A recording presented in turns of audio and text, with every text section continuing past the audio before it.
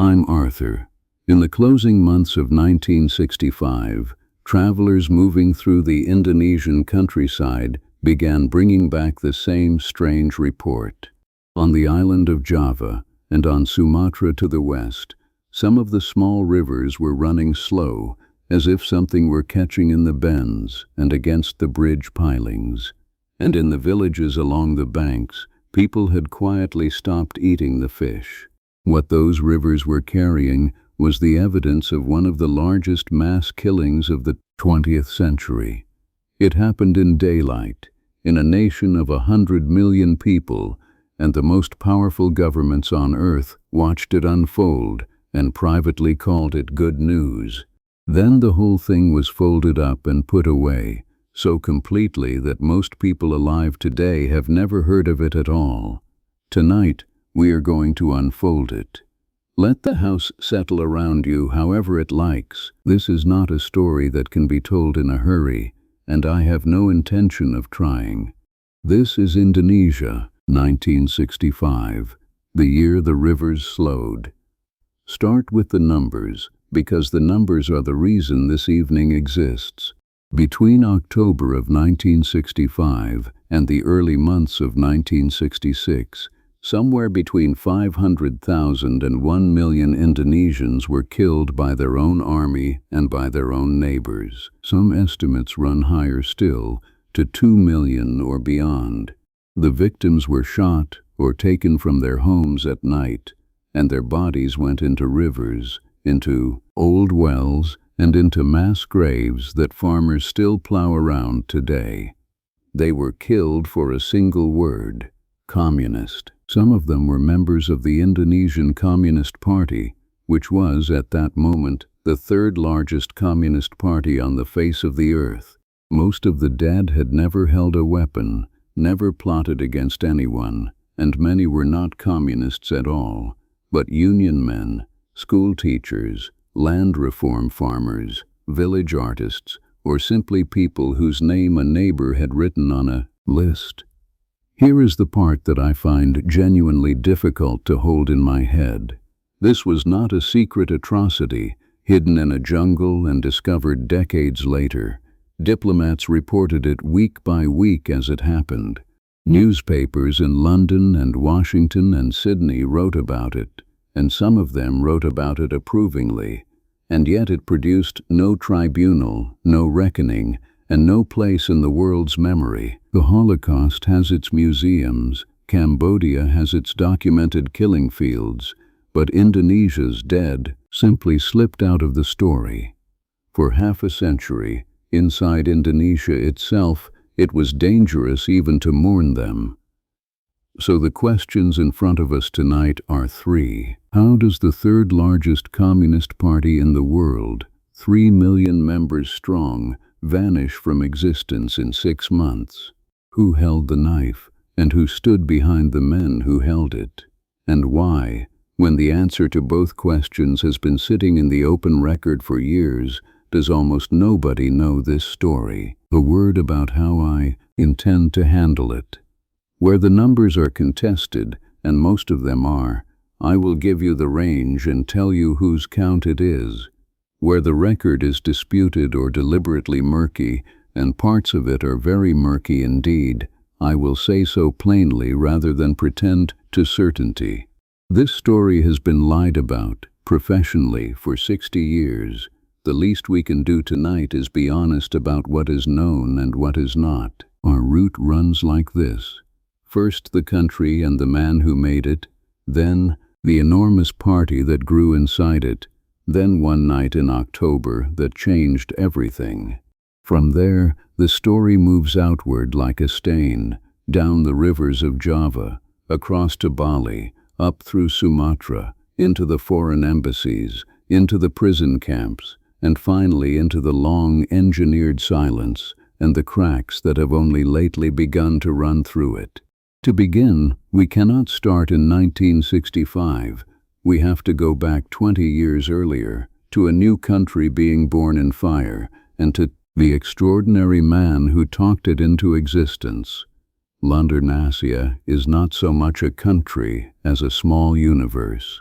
17,000 islands, strung along the equator for a distance wider than the United States, holding hundreds of languages and peoples, with the great crowded island of Java at its center. For roughly 3.5 centuries, most of it was ruled, in one form or another, by the Dutch, who ran it as the crown jewel of their empire and drew from it a river of spice, rubber, sugar, and oil. The man who did more than anyone to end that arrangement was named Sukarno, one name only, as is common on Java, where he was born in 1901. He trained as an engineer, but his true instrument was his voice, and with it he could hold 100,000 people motionless in the sun. The Dutch understood exactly how dangerous that voice was.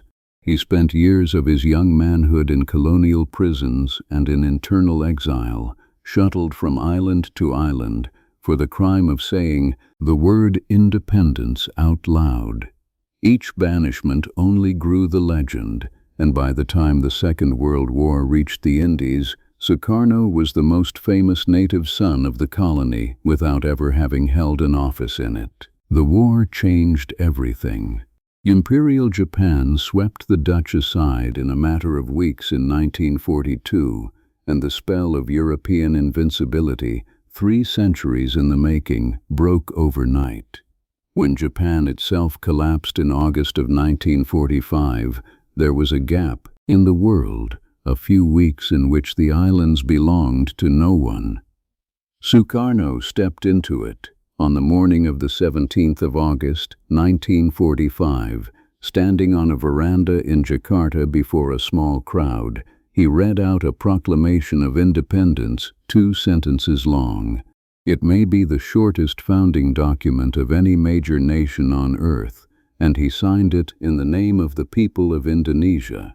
The Dutch did not accept it. They came back with soldiers, and what followed was more than 4 years of war, occupation, guerrilla struggle, and negotiation, until the end of 1949, when the Netherlands, exhausted and under international pressure, finally transferred sovereignty. Sukarno became the first president of the new Republic of Indonesia, the father of the nation, and for tens of millions of Indonesians, something close to a living monument. But founding a country, it turns out, is a different skill from running one. The young republic tried parliamentary democracy through the early 1950s, and the result was a carousel of short-lived cabinets, regional rebellions, and an economy that never found its feet. There were simply too many Indonesias, devout and secular, Javanese and outer islander, landlord and landless, and the parliament reproduced every one of those fractures in miniature. Sukarno, who had little patience for parliaments to begin with, drew his conclusion.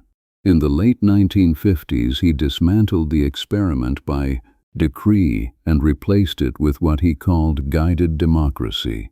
Guided, that is, by him. Parliament was tamed, national elections faded away, and the president became the sun around which all of Indonesian politics revolved. He was, by then, a figure without parallel on the world stage. In 1955, he had hosted, in the Indonesian city of Bandung, the first great conference of the newly independent nations of Asia and Africa, and had made himself a founding voice of what came to be called the non-aligned world. He built monuments and boulevards in Jakarta, collected honorary degrees and wives, and spoke for hours without notes, mixing Marx, the Koran, Jefferson, and Javanese mythology into a brew nobody else could have served. And here we arrive at the arrangement that makes 1965 possible, so I want to lay it out carefully. Sukarno's Indonesia was balanced on 3 great forces that hated one another. He was the only man who could hold them together, and he knew it. The first force was the army. It had been born in the Independence War. It saw itself as the true guardian of the nation, and it had grown into a political and economic power in its own right, running businesses and administering whole regions. Its generals were, by and large, deeply anti-communist. The second force was political Islam. Indonesia was a vast Muslim-majority nation, and its religious parties and mass organizations commanded enormous followings, especially in the countryside of Java. The largest of these, the Nahdlatul Ulama, counted its members in the millions and had its own network of religious schools, its own scholars and leaders, and its own organized youth wing. The third force was the Indonesian Communist Party, the PKI. We will give it a whole chapter of its own in a moment, because it has to be understood on its own terms. For now, know only that by the 1960s it was enormous, it was growing, and both the generals and the religious leaders had come to see it as a mortal threat. Sukarno's answer to this triangle was not to choose a side, it was to stand at the center and juggle. He even gave the act a name, an acronym stitched together from the Indonesian words for nationalism, religion, and communism, and he preached it as the country's guiding creed, insisting that all three streams could flow in one river. Abroad, he played an increasingly dangerous game. The old anti-colonial fire never banked down, it simply found new fuel. Through the early 60s he campaigned relentlessly to wrest the western half of New Guinea from the Dutch, and won it. Then he turned on the new Federation of Malaysia next door, which he denounced as a British colonial trick, and launched an undeclared military confrontation against it, with raids and infiltrations along the jungles of Borneo. That confrontation put Indonesian soldiers up against British and Commonwealth troops, and it put Sukarno on a collision course with the entire Western Alliance. American aid came with lectures attached, and Sukarno's answer to one such lecture became famous across the world. "To hell with your aid," he told the Americans. He drifted steadily closer to Beijing, welcomed its diplomats and its praise, and spoke of a new axis of revolutionary nations running from Jakarta through Phnom Penh to Peking. And in January of 1965, in a gesture that stunned the world, he pulled Indonesia out of the United Nations entirely, the only country that has ever walked out. The United States, landing its first combat divisions in Vietnam that same spring, on the way to 500,000 men, watched all of this with something approaching horror. In the domino theory of the age, Vietnam was a small domino. Indonesia, with its 100 million people and its oil and its sea lanes, was the biggest domino of all. Meanwhile, at home, the ground was giving way. The economy was in free fall, with inflation running at several 100%, rice queues lengthening, and the currency dissolving into confetti. Sukarno had spent the treasury on monuments, on the military, and on prestige, and he responded to the crisis with more slogans, naming one year after another as a year of struggle, of danger, of living dangerously, as if the words themselves could feed anyone, and the juggler himself was aging. In August of 1965, rumors swept Jakarta that the president had collapsed, that his kidneys were failing, that a team of Chinese doctors had been flown in. The rumors were premature, but everyone in the capital understood what they meant. Every faction in the triangle now had to ask the same question. When the only man holding the balance is gone, what happens to us? The army had one answer, and it wore a uniform. The communists had another, and between those two answers, in the wet season of 1965, the country began to slide toward the edge. To understand the fall, you must first understand just how large one of those falling bodies truly was. The Indonesian Communist Party was older than the republic itself. It had been founded back in 1920, in the colonial era, which made it one of the oldest communist parties in all of Asia. older even than the party of Mao. In the 1920s, it had risen against the Dutch and been crushed, its leaders shipped to a prison camp in the swamps of New Guinea. It had gone underground, resurfaced, and survived, and survival had become part of its identity. It had also, once before, gone to war with its own countrymen. In 1948, in the middle of the independence struggle, Communist fighters and Republican army units turned their guns on each other around the East Java town of Madiun. The army put the rising down in blood, executed party leaders, and never forgot. Neither did the religious communities of East Java, where the fighting had taken on the color of a holy war. By rights, that should have been the end of the story. Instead, in the early 1950s, the shattered party fell into the hands of a new generation of leaders, chief among them a man named Dipa Nusantara Adit, known to history simply as Adit.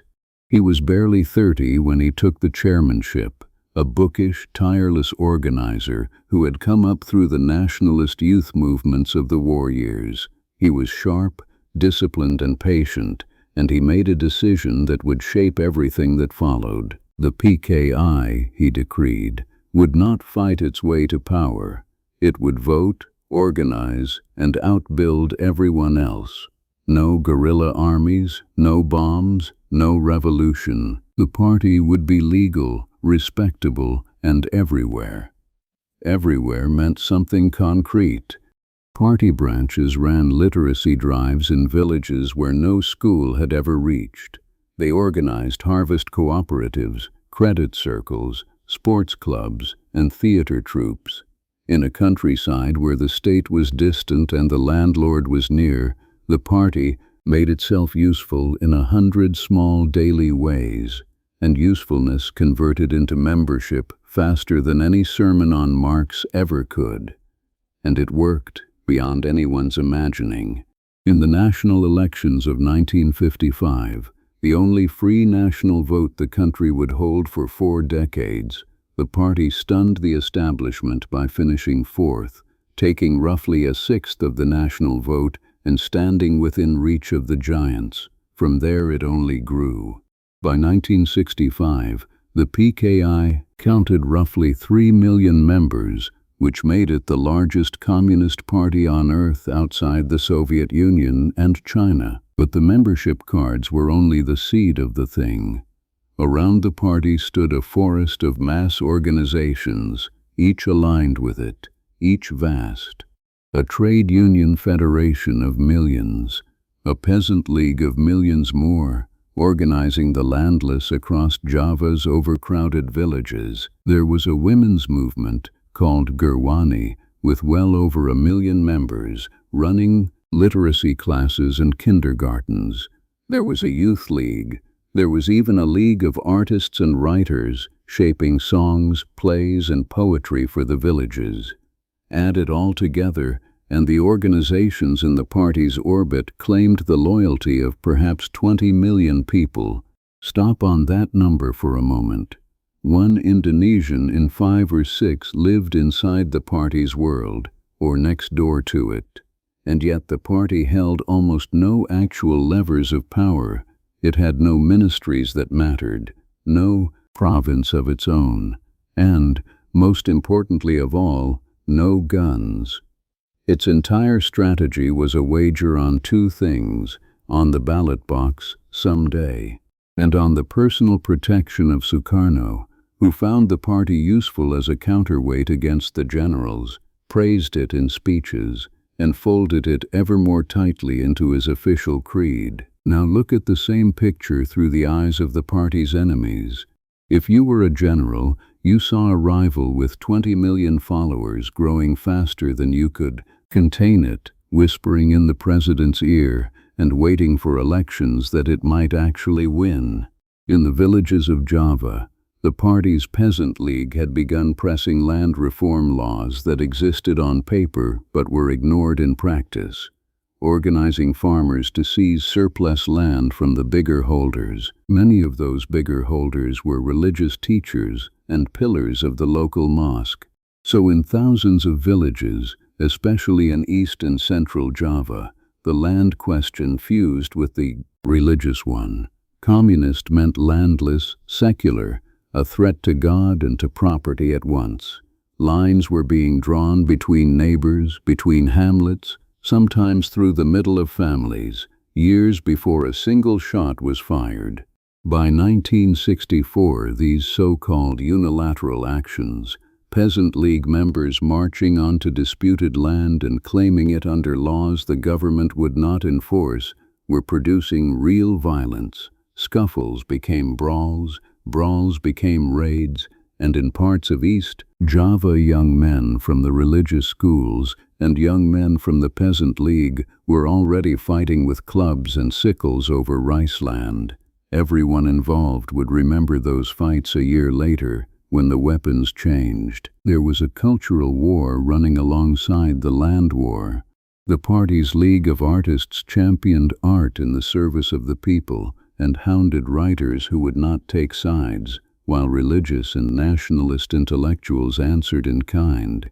Even poetry had joined a bloc. In a country coming apart, there was no such thing as neutral ground left to stand on. And then, in 1965, the party made the two moves that its enemies would never forgive.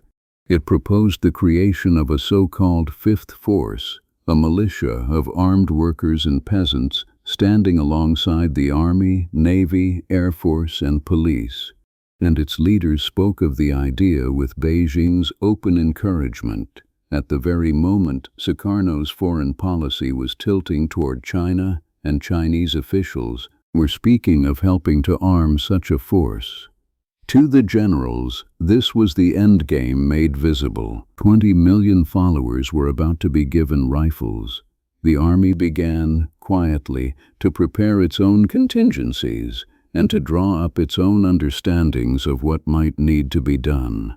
Jakarta in September of 1965 was a city of rumors, and every rumor was a match. There was said to be a council of generals plotting to seize power. There was said to be a plan, backed by foreign intelligence, to remove Sukarno. Some of it was invention, some of it may not have been, and no one could tell the difference. All that was needed now was a spark. It came on the last night of September, and to this day, no one can say with certainty whose hand truly struck it. In the small hours of the 1st of October, 1965, convoys of soldiers moved out through the sleeping streets of Jakarta. They came mostly from the Presidential Palace Guard, joined by units from other commands, and they traveled in 7 detachments. Each detachment had an address, and each address belonged to a general. The man giving the orders that night was a lieutenant colonel of the Palace Guard named Untung. The targets were the commander of the army, General Ahmad Yani, and the core of the army's senior leadership around him. The plan, as the plotters later described it, was to seize the generals and bring them before Sukarno as proof of a treasonous council of generals that was about to mount a coup. Whatever the plan said, the night dissolved almost immediately into blood. At 3 of the houses, things went wrong at the door or in the hallway, and the generals were shot where they stood. General Yani himself was gunned down in his home in front of his family when he refused to come along. 3 other generals were taken alive, pushed into trucks in their night clothes. The 7th and most senior target, the defense minister, General Abdul Haris Nasution, was woken by the shooting and scrambled over his garden wall into the neighboring compound, breaking his ankle in the fall. The soldiers, in the darkness and confusion, seized his young adjutant, a lieutenant named Pierre Tendian, apparently mistaking him for the general. One more name belongs to that night, and I will give it plainly and leave it there. Nasution's 5-year-old daughter, Auntie Irma, was struck by the gunfire in the house and died of her wounds 5 days later. Indonesia would later build the story of this night into a national epic, but for the families involved it was simply a massacre in the dark. The trucks drove south, out past the Air Force base called Halim, to a clearing on the edge of the base where the plotters had gathered their forces. The place was called Lubang Buaya, which translates as the crocodile hole. There, in the hours around dawn, the 3 captured generals and the young lieutenant were killed. All 7 bodies, the 3 men murdered in their homes and the 4 killed at the clearing, were thrown down a disused well, and the well was stuffed with leaves and rubbish. It was an old irrigation shaft, barely wider than a man's shoulders. The plotters seemed to have believed no one would ever find it. At 7 that morning, Jakarta woke to a voice on the state radio. It announced that a 30th of September movement, loyal to President Sukarno, had moved to protect him from a coup planned by a council of generals, backed by foreign intelligence, and timed, the broadcast claimed, for Armed Forces Day on the 5th of October. Troops of the movement held the radio station, the telecommunications building, and the great central square of the capital. Through the morning, further broadcasts followed, announcing a revolutionary council of names that had mostly not been consulted, and decreeing, bizarrely, that no military rank above lieutenant colonel would be recognized, which happened to be the rank of the man in charge. In the city of Yogyakarta in central Java, officers sympathetic to the movement seized and killed 2 more senior commanders of their own, the only significant echo of the Jakarta action anywhere in the country. And this is where the story stops behaving like a coup and starts behaving like a riddle, because the movement did remarkably little else. It did not arrest the surviving army leadership. It did not secure the city, the ports, the garrisons, or even the far side of the square its own troops were standing on. Its soldiers stood in the tropical heat through the day, some of them without food, water, or clear orders, while their commanders waited at Halim.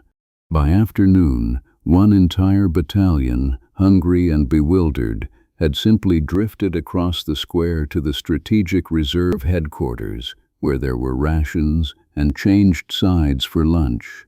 Sukarno himself, whose protection was the movement's whole stated purpose, was driven that morning to Halim Air Base, where he listened, questioned, and carefully committed to nothing. He declined to bless the movement. He also declined to condemn it, and he tried instead to appoint a caretaker to lead the army, as if the whole affair could be absorbed into ordinary presidential business. Also at Halim that day was Adit, the chairman of the PKI. What exactly the party chairman was doing at the plotters' headquarters has been argued over for 60 years, and we will come back to it, because standing just off stage of all these events was one more general, and he is the reason you are hearing this story tonight.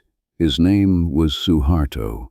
Take a moment with these 2 names, because history students have mixed them up for decades. Sukarno, the aging president, the voice of independence.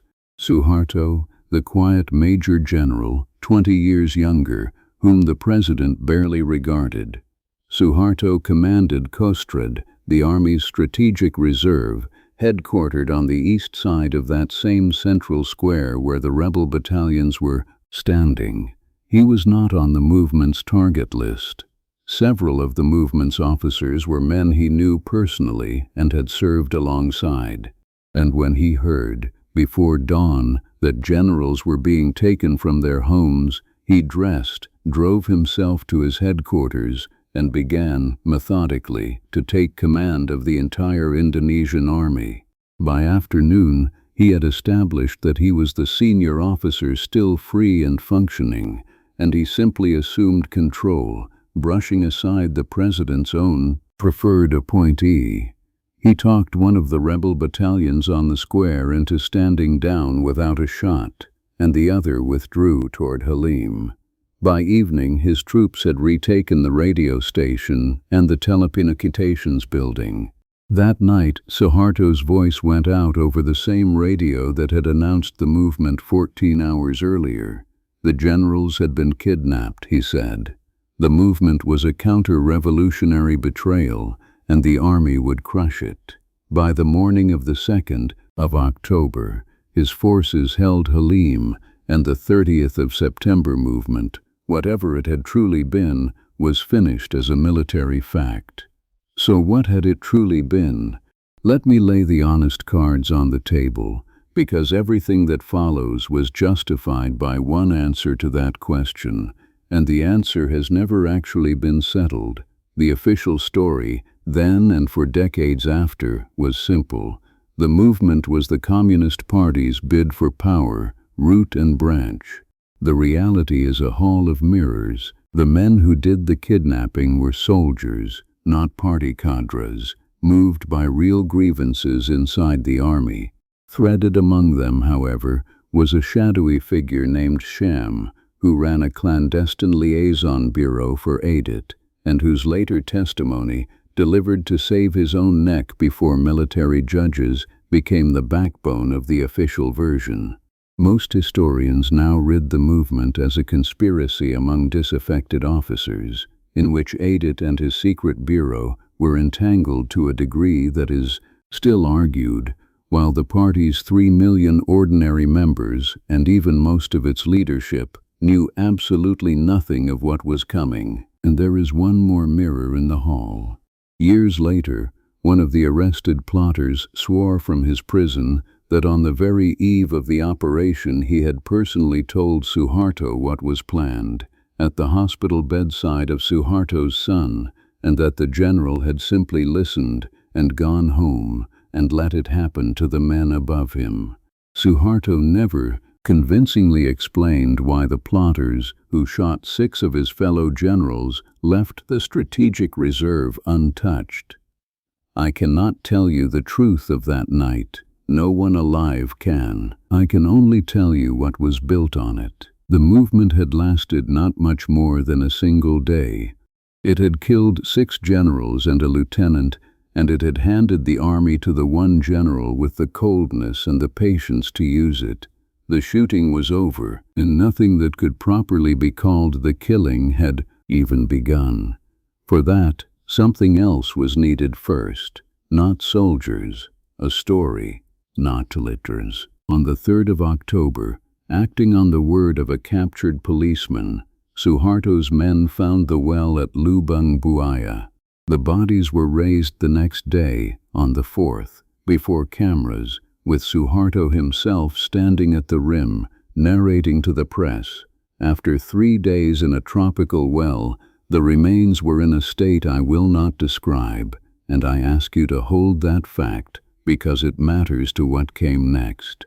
On the 5th of October, Armed Forces Day, the day the movement had claimed the coup was coming, the 7 coffins were drawn through Jakarta on gun carriages before enormous crowds, with General Nasution, ankle in a cast, delivering the eulogy for the men who had died in his place.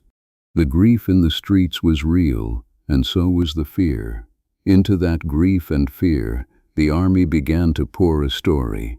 Consider the information landscape of that week, because it explains everything. Indonesia, in 1965, was a country where most people got their news from the radio and from a handful of papers, and in the days after the killings the army had shut nearly all of those papers down.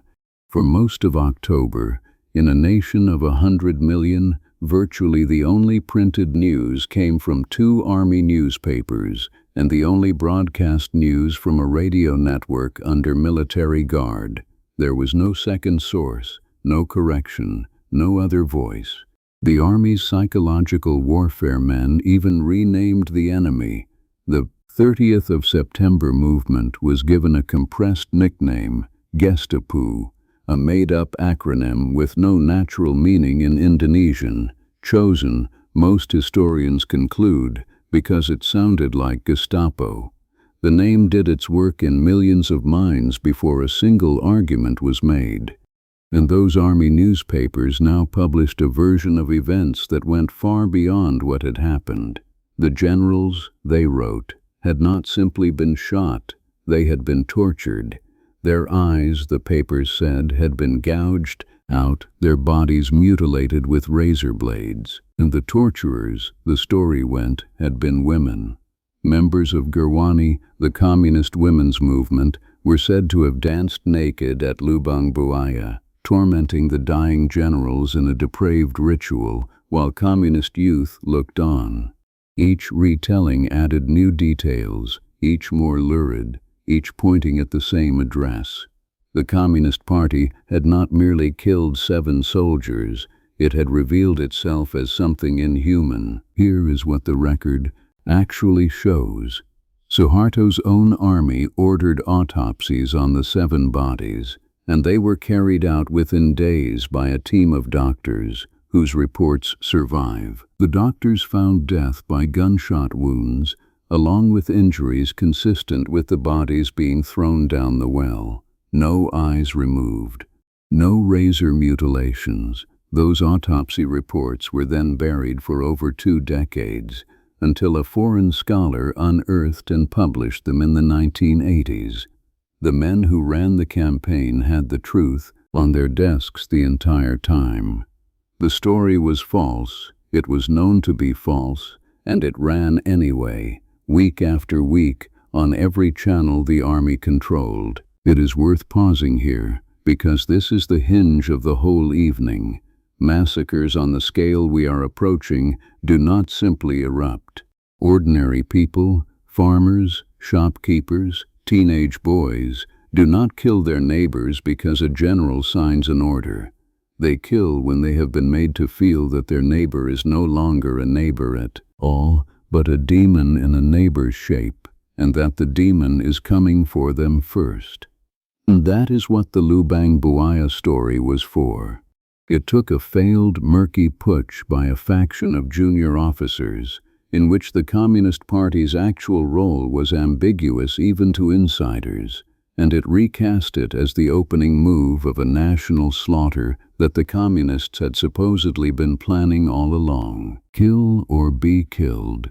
The phrase began to circulate, from pulpits, from barracks, from radio sets, and in the villages it arrived attached to older rumors, of lists the Communists had supposedly drawn up, of pits they had supposedly dug for their neighbors. The mobilization had an organized core. Within days of the killings, and with the army's open blessing, the anti-communist parties and religious organizations were gathered into a single action front dedicated to crushing the movement, holding its first mass rallies in the capital before the generals were even buried. The demand was uniform and unanimous.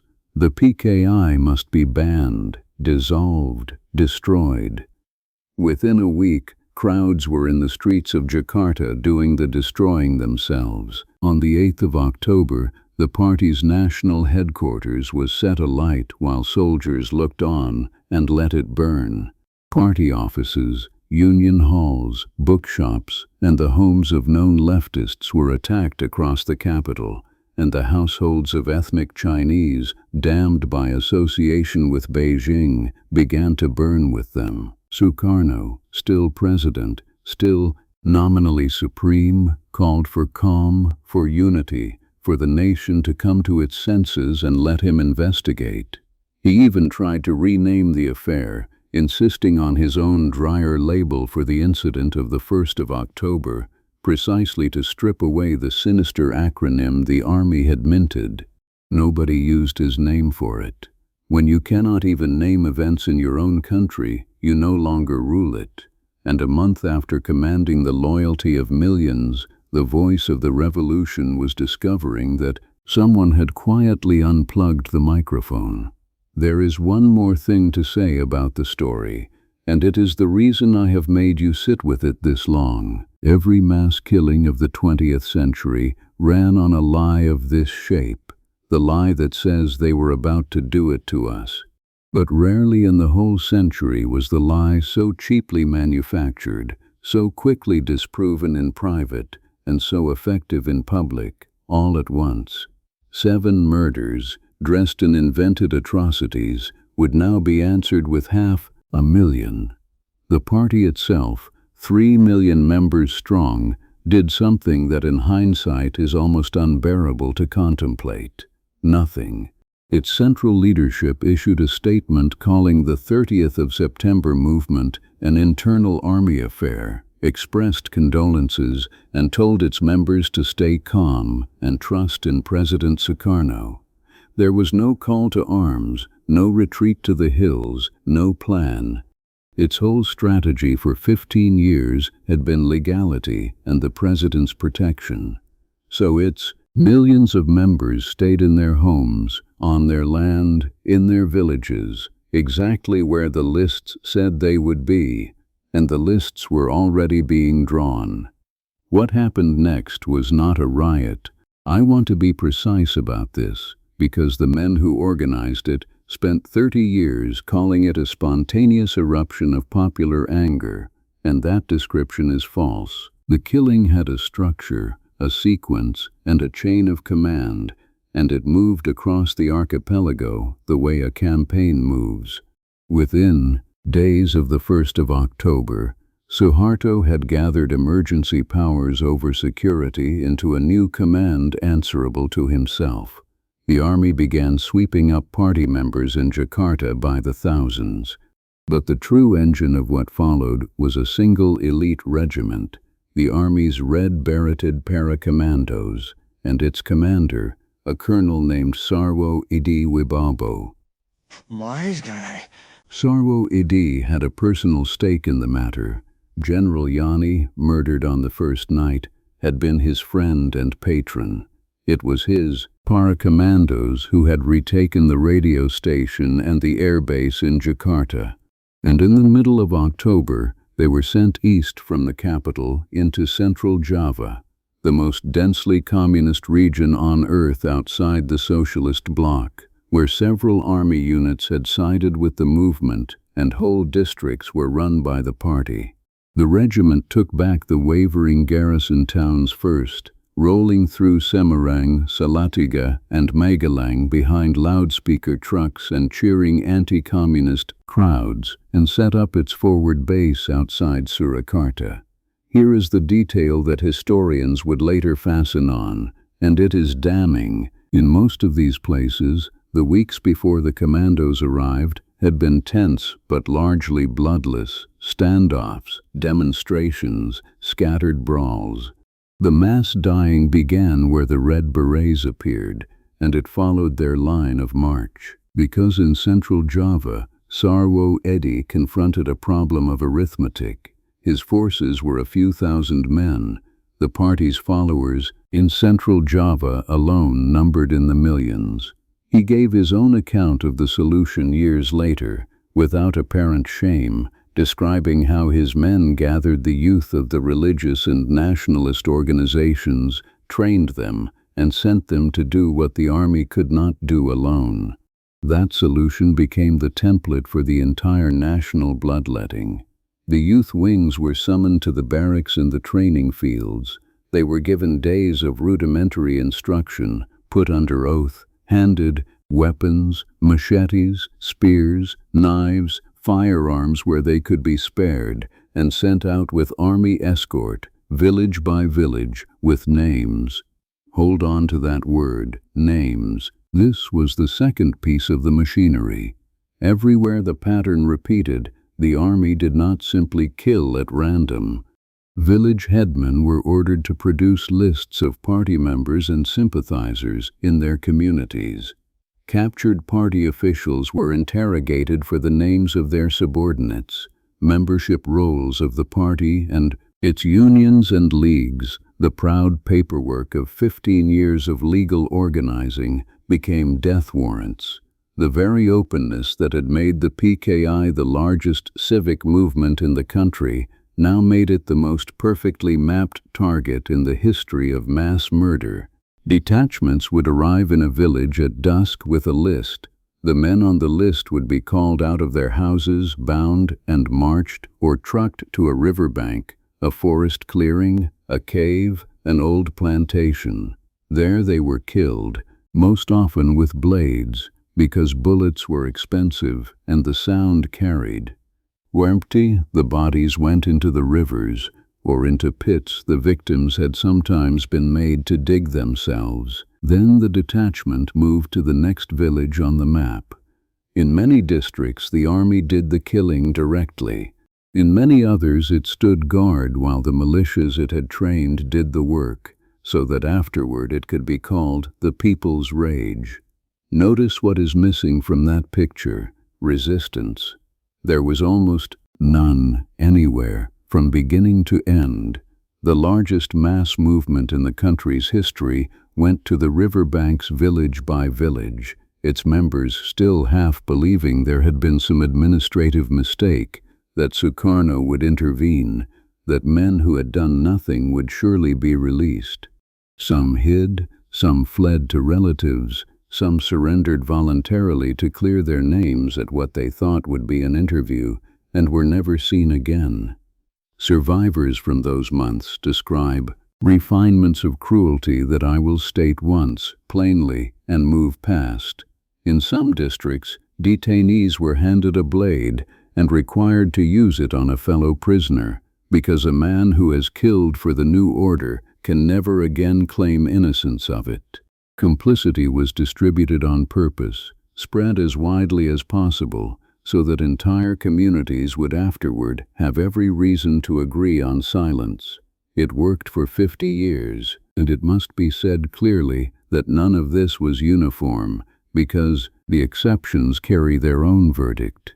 In West Java, where the regional division held the militias on a tight leash, the death toll remained a fraction of what it was next door. Where local commanders wanted mass killing, there was mass killing. Where they did not, there was not.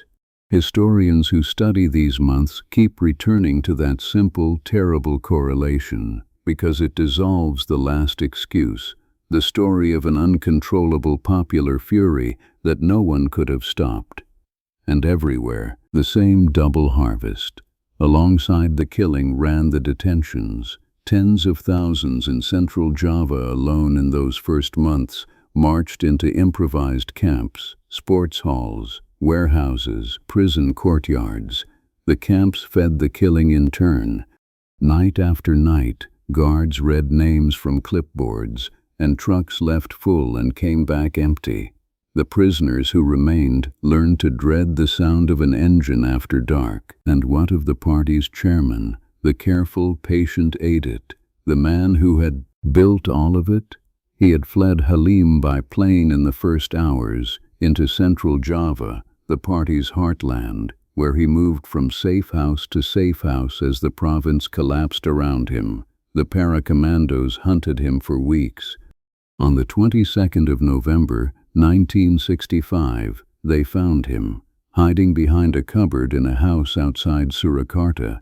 He was interrogated briefly, and then, on an officer's order, he was shot and buried in secret, with no trial, no announcement, and no grave that has ever been found.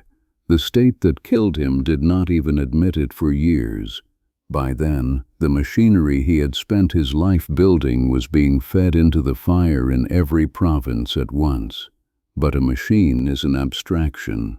What it actually meant, on the ground, in the villages, is the part of this story that has to be looked at directly. We go east, down the great river valleys of Java. East Java is one of the most crowded rural landscapes on the planet, a green world of rice terraces, sugarland, and volcanoes, threaded by rivers that run down to the Java Sea. The greatest of those rivers is the Brantas. In the autumn of 1965, the Brantas and its sister streams became something else, and the people who lived along them have never described those months in ordinary language. The killing in East Java began in the middle of October, in and around the river city of Kediri. This was ground where the wound of 1948, the Madian Rising, had never healed, and where the land disputes of recent years had set the party's peasant league directly against the religious landholders and teachers. When army officers met with local religious leaders in those October days, the alliance was sealed almost without needing words. The great religious organization's youth wings became the spearhead. Young men, many of them teenagers from the religious boarding schools, were blessed, organized into squads, and sent out with the army's lists and the army's escort. They had grown up on stories of Madian, of communists as the killers of holy men, and they had spent the past 2 years brawling with the peasant league over land. Now they were told, by voices they had trusted all their lives, that it was kill or be killed, and that the work was not merely lawful but sacred. They took men from their homes at night, from prayer houses, from the sugar mills and the market towns. The captives were brought to the riverbanks in groups, bound with cord or wire. They were killed there in the darkness, quickly and quietly, and the river took them. Night after night, week after week, from October into the new year. A rhythm settled over the province that people who lived through it describe in strangely similar terms. By day, life continued. Markets, school, the call to prayer, a surface of almost aggressive normality. By night, the roads belonged to the trucks. People learned not to look at them, not to speak of them, and to count, silently, which houses in the neighborhood had gone dark. The geography of it can still be traced in the district names that survivors pronounce carefully: Kediri, Jombang, Pasuruan, and, at the island's far eastern tip, Banyuwangi, where the killing ran as hot as anywhere in the country. Mass graves from that season lie today under teak groves, under plantations, under ordinary fields. Some have been quietly mapped by volunteers in recent years. Most have never been opened. I will not linger on the methods, and the sober truth is that I do not need to. One image, reported again and again by travelers and residents that season, carries the whole of it. The rivers of East Java ran so thick with the dead that in places they jammed against the bridges, and the authorities' chief concern, recorded in official traffic, was sanitation. In the villages downstream, people stopped drawing river water. In North Sumatra, where the same slaughter was unfolding, a villager would later remember that for 6 months no one along his river would eat the fish. That detail, more than any number, is how the ordinary people of Indonesia experienced the abstraction that historians call the events of 1965. Who were the dead? Party members from the membership rolls first. Then the wider circles, the union men from the mills, the peasant league farmers who had joined a land action, the teachers from the party's schools, the village actors and gamelan players from the cultural league. Then, wider still, people who had signed a petition once, people whose father was a member, people denounced over a debt or a boundary dispute or an old grudge that had nothing to do with politics at all.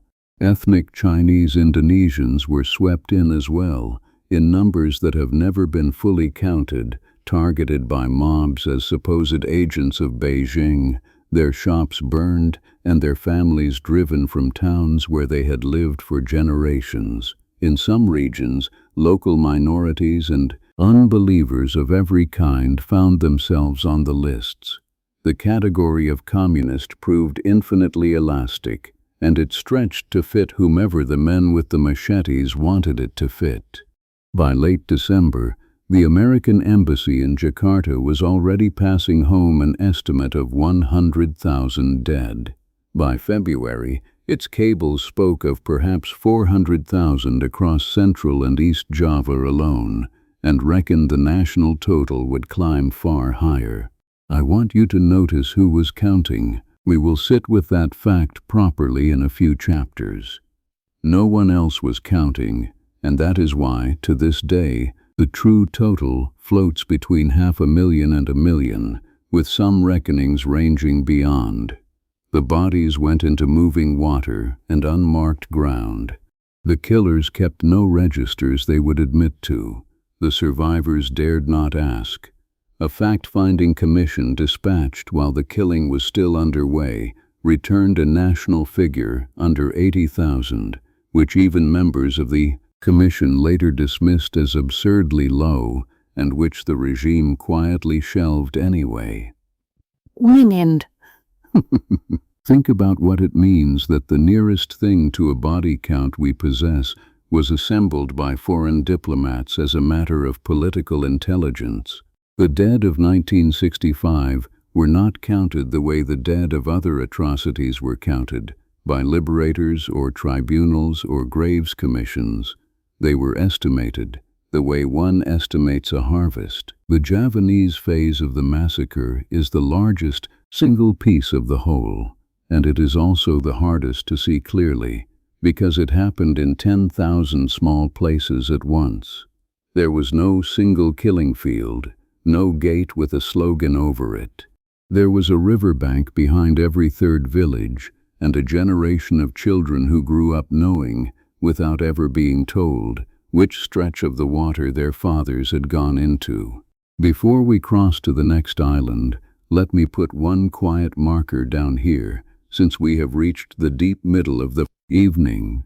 If these long, unhurried tellings are the kind of history you want beside you at night, the subscribe button is the one lever on this channel that tells me so, and pressing it costs you nothing but the moment. Either way, stay with me now, because the worst of it, proportionally, did not happen on Java at all.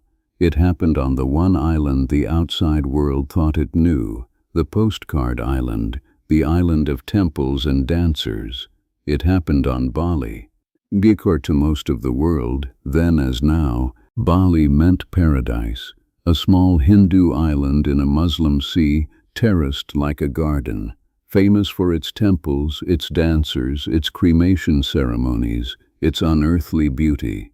Tourist brochures called it the island of the gods, the last paradise on earth. In the first months of 1966, by the most careful estimates, the people of that small island killed roughly 80,000 of their own.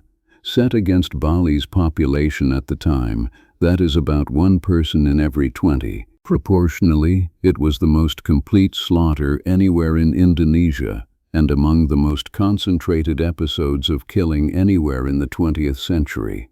How does paradise do that? The honest answer is that paradise was never paradise.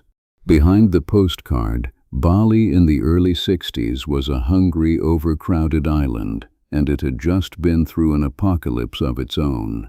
In 1963, the great volcano Gunung Agung, the holiest mountain on the island, erupted during the largest purification ceremony in the Balinese calendar, killing more than 1,000 people, burying villages and cropland in ash, and leaving tens of thousands displaced and destitute. To a deeply religious society, the timing of the mountain's anger felt like a verdict.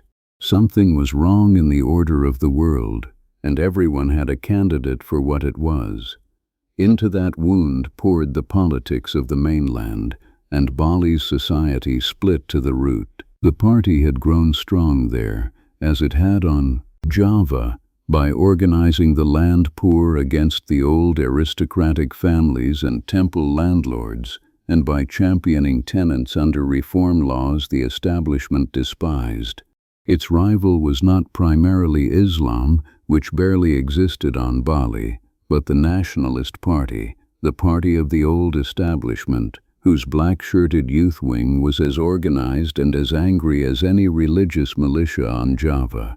Politics on the island had already turned violent in the years before, over land seizures, over caste, over the future, with meetings broken up and houses stoned well before anyone in Jakarta had heard of the 30th of September movement. When the news from Jakarta arrived, and with it the Lubang Buaya story, The island held its breath for 2 months.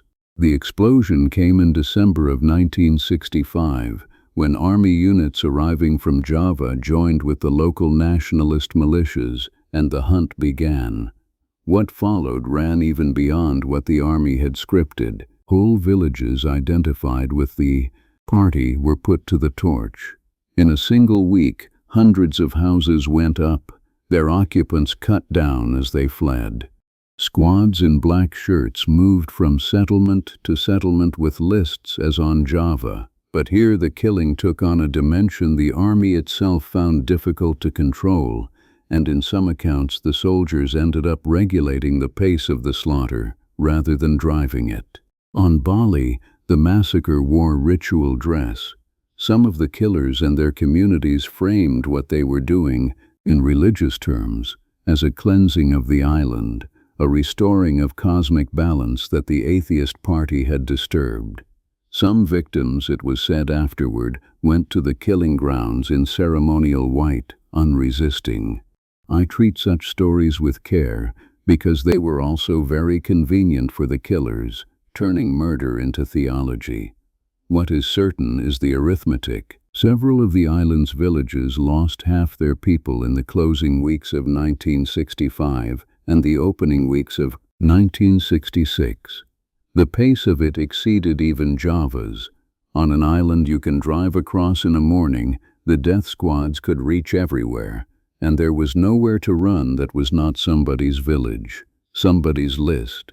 Accounts from those weeks describe hamlets burning in the night, and the condemned being marched under guard along the roads, past the temple gates, toward the groves where it was done. By the early months of 1966, the army itself concluded that the island had gone beyond anything resembling a controlled operation and moved to wind the killing down. Consider what that sentence means. The institution that had lit the fire, island by island, found that on Bali it had to intervene to put it out. And when it was over, the island did something that still unsettles the scholars who study it. It went quiet, and it stayed quiet, more completely than anywhere else in Indonesia. On an island where communities are bound together for life by temple, water, and ritual, killers and bereaved had no choice but to keep sharing all three, and the only way to do that was a silence so total it became a second skin. Within a generation, the Island of the Gods had been rebuilt as one of the most famous holiday destinations on Earth, with the new regime deliberately developing its beaches as the country's showcase. The hotels rose, the dancers performed for the cameras, and the graves went unmarked and unmentioned. Honeymooners by the million have walked, unknowing, over the ground of one of the great massacres of the modern age. The Paradise brochure was, in its way, the first draft of the Great Forgetting. But before the forgetting could begin, the machine still had one more region to finish, and there it wore yet another face. Not the holy warrior, not the black-shirted militant, but something stranger, the gangster. Medan is a sprawling commercial city on the island of Sumatra, capital of a region of vast rubber and palm plantations that the colonial Dutch had carved out of the jungle. The plantation belt was a world of its own, a checkerboard of estates worked by hundreds of thousands of laborers whose grandparents had been shipped in as contract coolies. In 1965, that workforce was heavily unionized, and the unions belonged to the party's federation, which had fought the estate companies for years over wages, land, and dignity.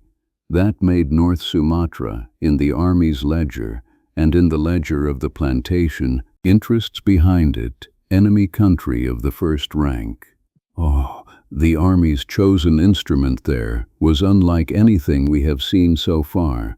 Medan had a thriving underworld of what Indonesians call preman, a word that descends from the Dutch for freeman. Street toughs, ticket scalpers, protection men, many of them orbiting the city's movie theaters, where they controlled the black market in seats. They loved American films, dressed like the gangsters in them, and modeled themselves on the stars of the screen. They also hated the communists for the most practical of reasons. The party had campaigned against the American imports that were their livelihood. When the call came after October, the army and a nationalist youth organization with deep roots in the underworld recruited these men wholesale, and the killing of the region's communists was franchised in large part to the mob. The Preman brought to the task the habits of their trade. The system, as its veterans would later describe it, without embarrassment, was orderly. The army held the prisoners. The interrogations were run out of civilian offices in the city, including the upstairs rooms of a newspaper, and each night the squads collected their allotment of the condemned the way debts were collected. The victims were driven to riverbanks and waste ground outside the city and killed by hand, and the squads went home and went to the movies. One of these men, a theater gangster named Anwar Congo, would much later claim personally to have killed on the order of 1,000 people.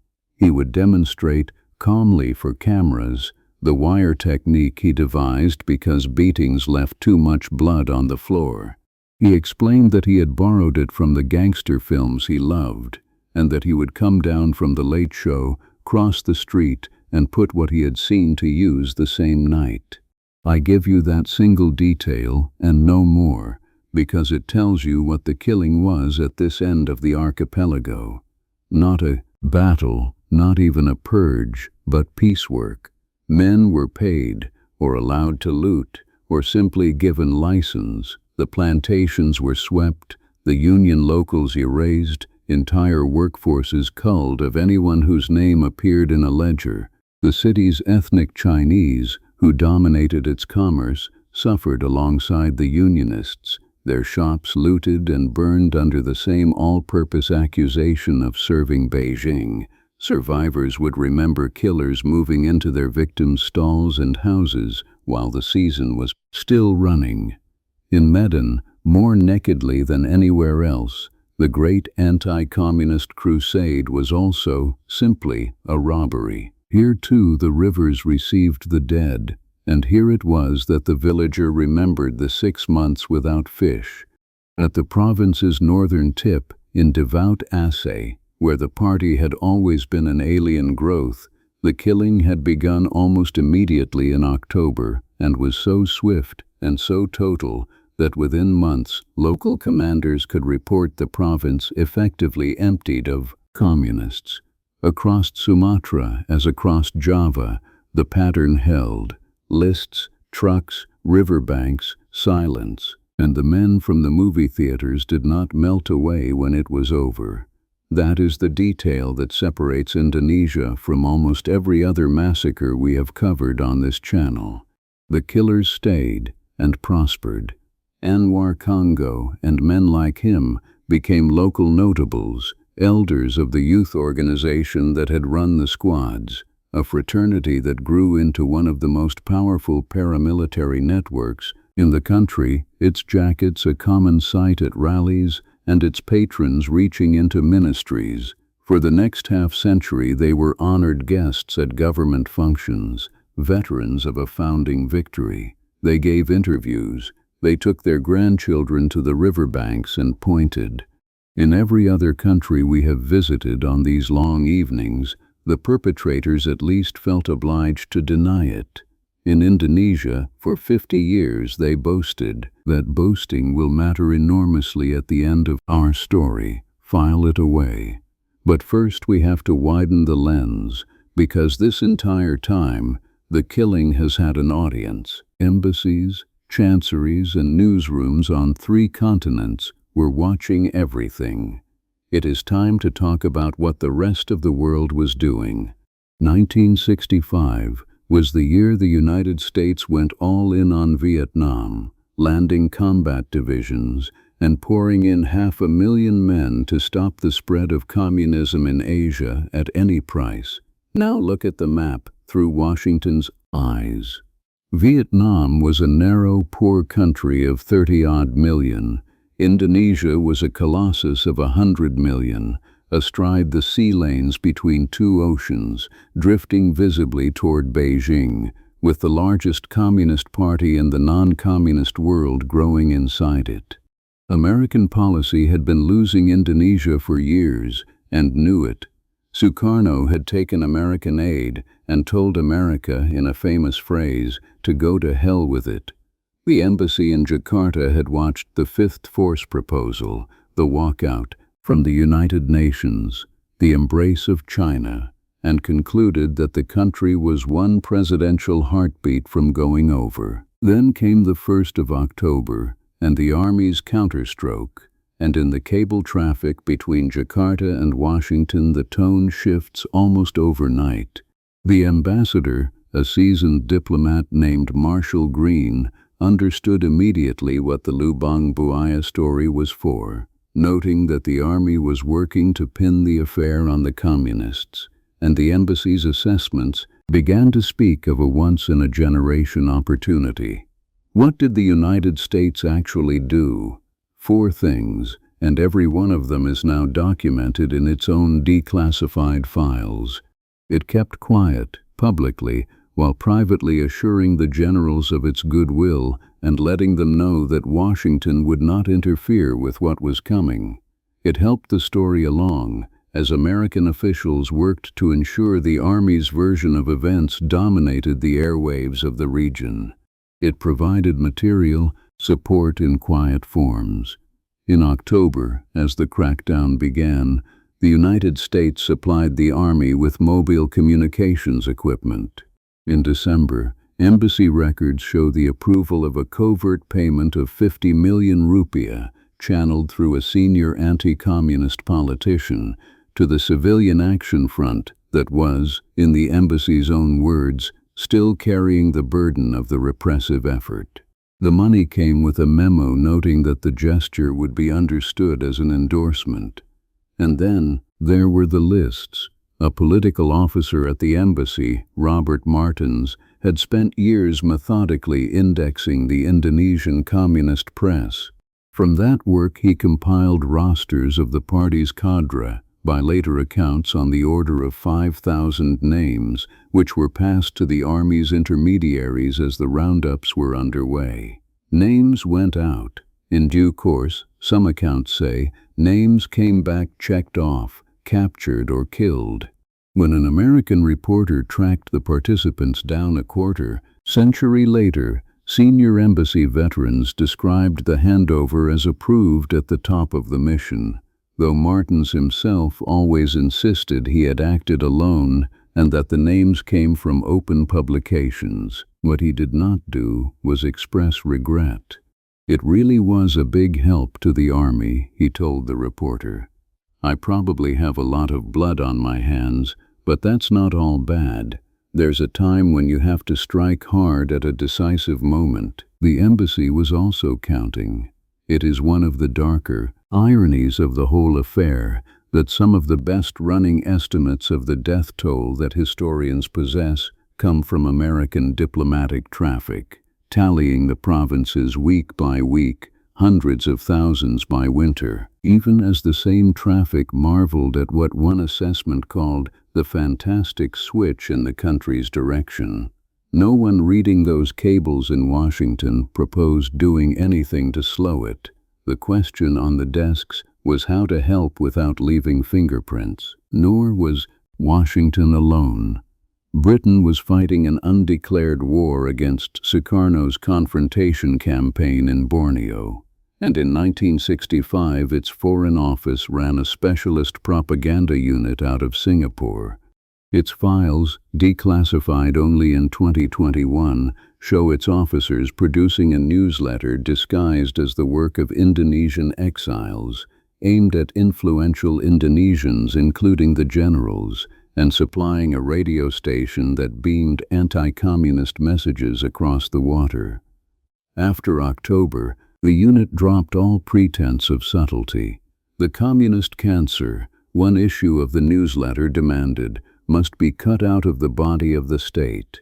The PKI and all it stands for, said another, must be eliminated for all time. British civil servants wrote those words in an office in Singapore, while the rivers of Java were doing what we have seen, and the files then sat sealed, well past the usual release rules, for 56 years. Australia's diplomats and broadcasters lent their own weight to the Army's version of events. Not one Western government protested. Not one raised the matter at the United Nations. The Soviet Union, which might have been expected to champion the victims, valued its arms contracts with the Indonesian military and said remarkably little. The party being exterminated had, after all, sided with Beijing in the Great Communist Schism. And when it was over, the respectable press of the free world surveyed the result and reached for superlatives. In July of 1966, the most famous news magazine in America ran a 9-page report on the massacres under the almost unbelievable title, "Vengeance with a Smile," noted in passing that the bloodletting had taken hundreds of thousands of lives almost unnoticed, and pronounced the outcome the West's best news for years in Asia. A few weeks earlier, the most celebrated political columnist in America had published his own assessment in the New York Times under a headline that deserves to be read aloud, slowly, tonight. A gleam of light in Asia. The transformation of Indonesia, he wrote, was hopeful political news, however savage its arrival. 500,000 dead, or 1,000,000, and the paper of record called it a gleam of light. The detail I have never been able to file away is that nothing in any of this was hidden from anyone. It ran on the newsstands, over morning coffee, and the world nodded and turned to the sports section. The forgetting, you see, did not begin decades later. It began before the rivers had cleared. For every Indonesian killed in those months, at least one more was taken alive. Through late 1965 and 1966, the Army and its auxiliaries arrested people on a scale that is difficult to state credibly. The most careful counts, assembled later by human rights investigators, concluded that somewhere around 1 million people passed through detention, and some reckonings, counting every temporary holding pen, run half again higher. Almost none of them were ever charged with anything. There was nothing to charge them with. Membership in the party had been legal until the day it wasn't. They were sorted instead into categories, letters of the alphabet stamped onto lives. Those judged closest to the party's core were held for military tribunals or simply held. The middle sort were imprisoned indefinitely. The outermost circle was registered, marked, and released into a kind of permanent probation. For the tiny handful who did see a courtroom, the courtroom was a stage. A special military tribunal worked through the surviving figures of the 30th of September movement in carefully publicized trials whose verdicts were never in doubt. Untung, the lieutenant colonel whose voice had announced the movement, repudiated his confession, insisted he had acted to protect Sukarno, and was convicted, sentenced, and eventually shot 2 years to the season after the Night of the Generals. The trials wrote the official history and closed the file. The 500,000 dead outside the courtroom appeared in the proceedings, when they appeared at all, as an outburst of understandable popular feeling. The Indonesian language soon had a bureaucratic shorthand for these people, tapul, a compression of the words for political prisoner, and the word became a caste. The prisons overflowed, so the country improvised. Old Dutch jails, warehouses, plantation barracks, island camps. There was a separate camp for the women, among them the school teachers and organizers of the slandered women's movement, held for years on the same evidence as the men, which is to say none. Prisoners were fed on next to nothing, put to forced labor, and traded up and down the archipelago for years. Wives sold land and jewelry to bribe news of their husbands out of the camps. Many learned only decades later, if ever, which truck, which night, which river.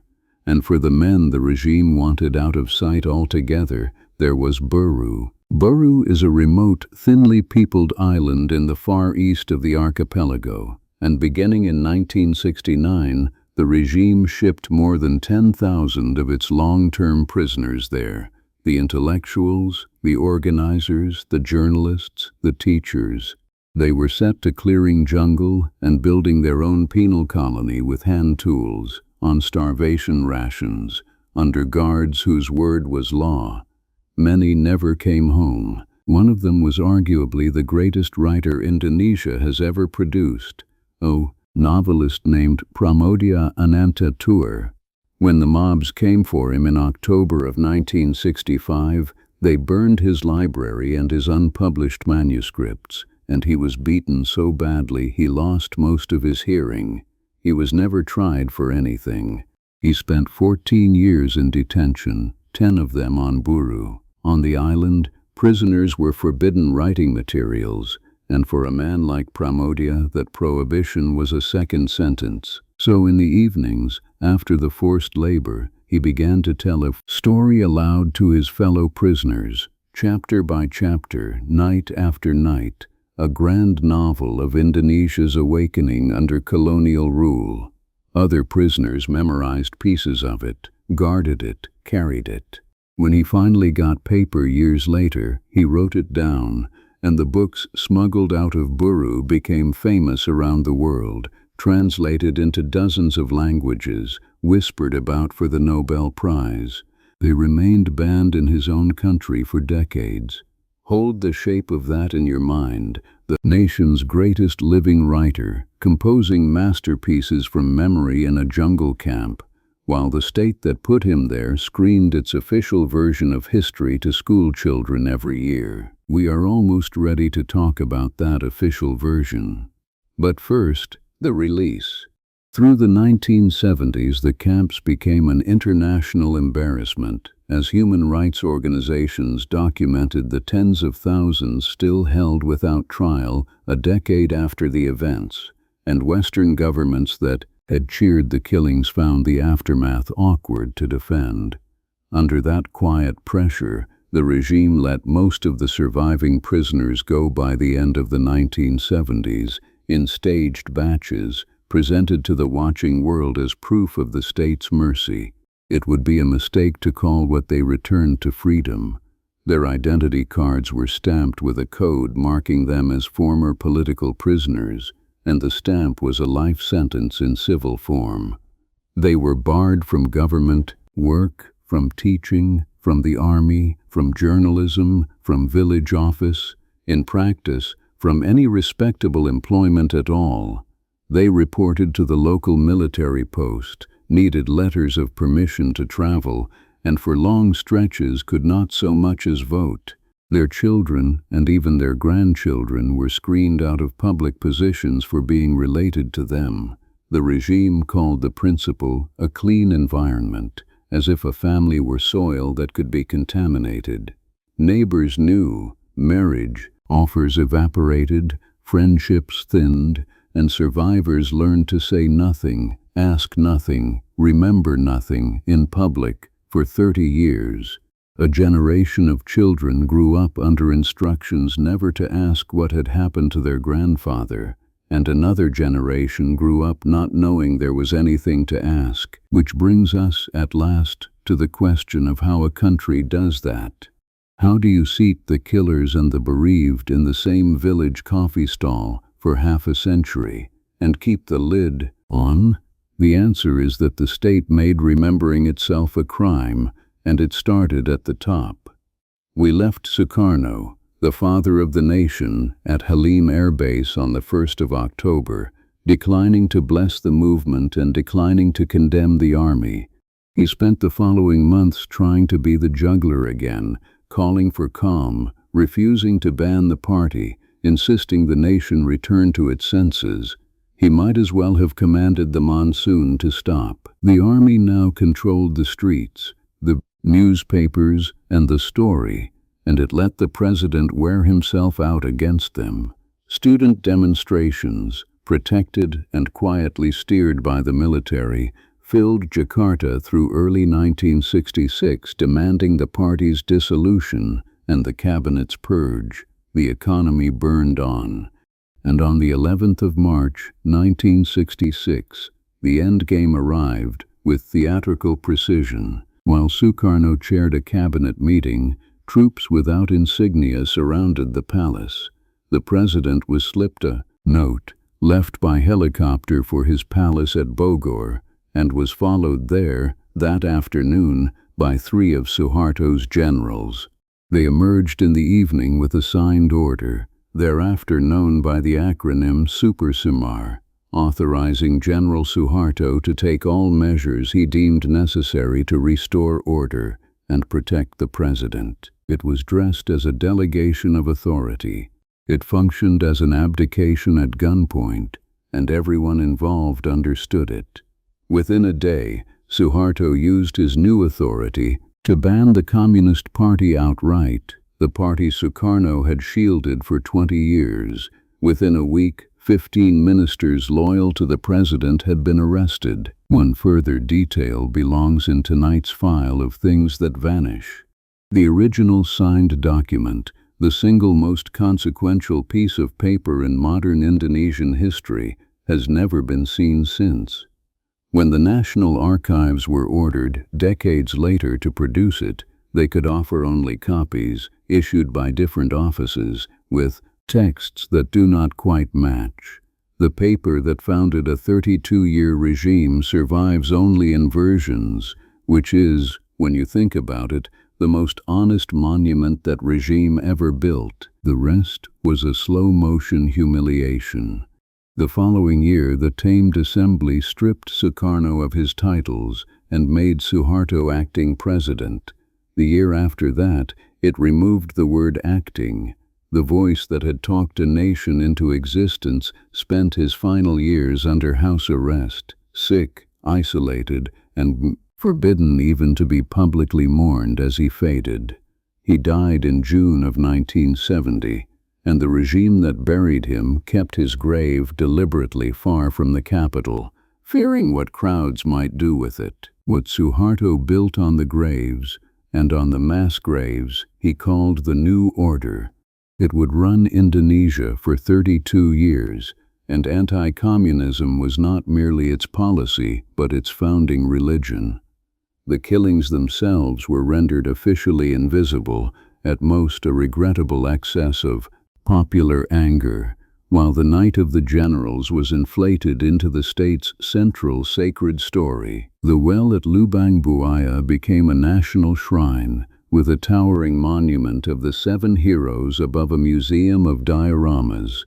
And in 1984, the regime distilled the whole mythology into an official feature film, a dramatization of the coup night running some 4 hours, complete with the tortures the autopsies had disproven 20 years earlier. Every year, on the 30th of September, state television broadcast it, and school children across the archipelago were marched to see it.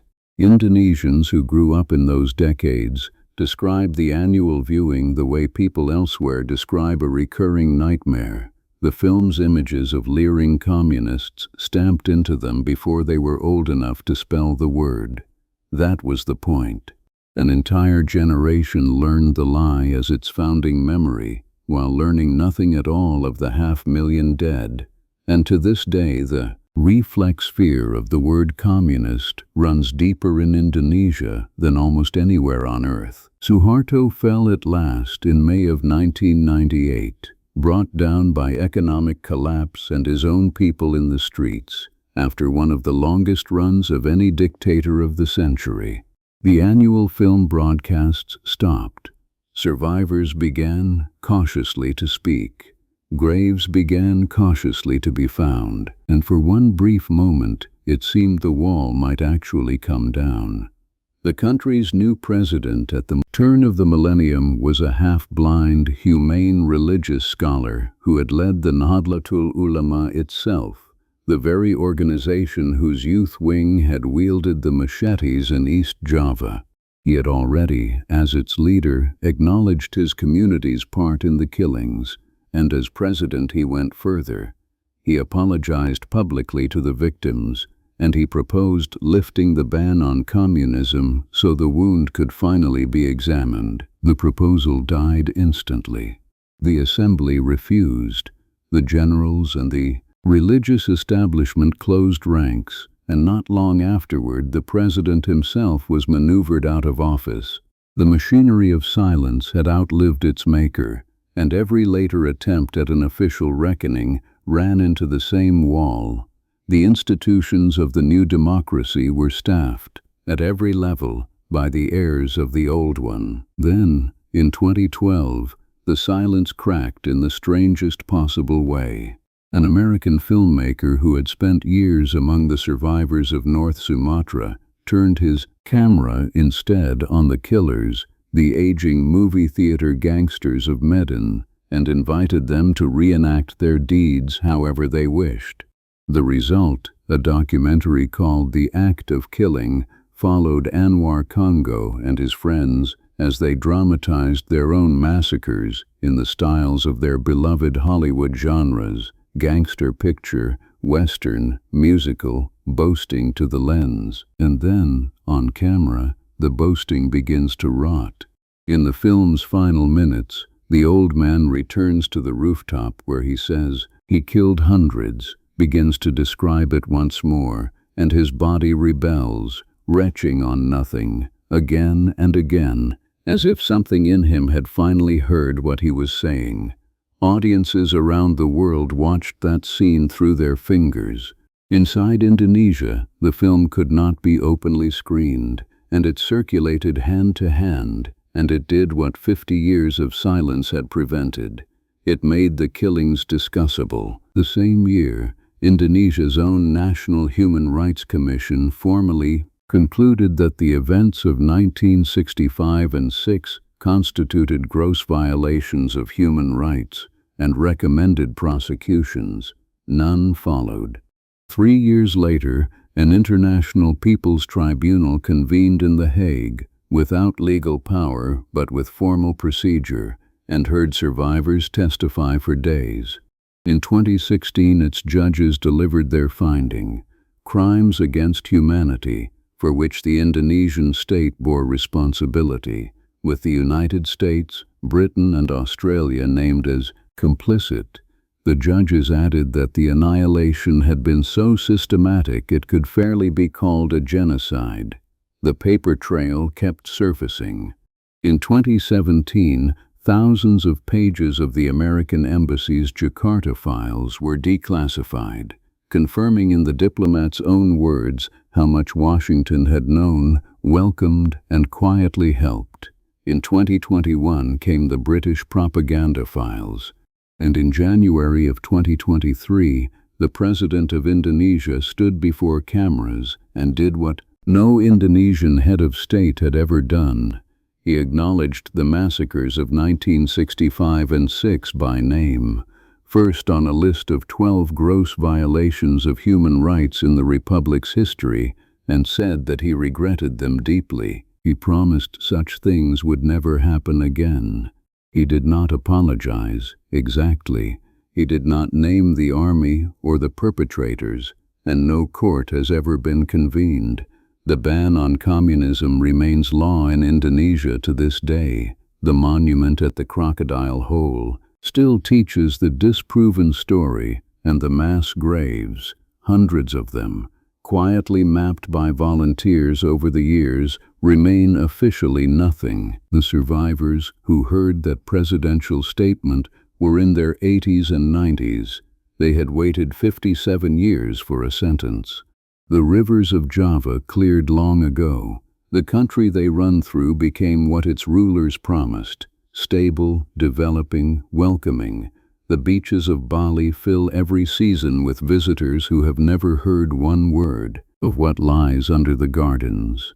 The world moved on so thoroughly that tonight, simply by listening this far, You have joined a small minority of people who know that any of this happened at all. That is worth something, and I will tell you what I think it is worth.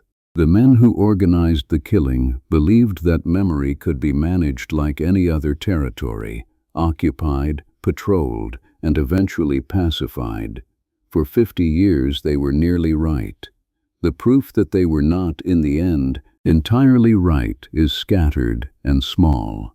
Autopsy reports that outlived their suppression, novels memorized in a prison camp, an old killer retching on a rooftop, and evenings like this one. So before you sleep, I would ask you to leave something in the comments, and I mean the question sincerely. Had you ever heard of this before tonight, even a whisper of it, in school, in a book, anywhere? Your answers, whatever they are, form a small, honest map of how deep this particular silence still runs, and I read every one of them. And if these long evenings among the buried chapters are becoming part of how you end your days, subscribing is what keeps a chair for you here. The next story is already being prepared. I'm Arthur. The lamp is yours now. Turn it out whenever you are ready, and I will have another history waiting when you want one.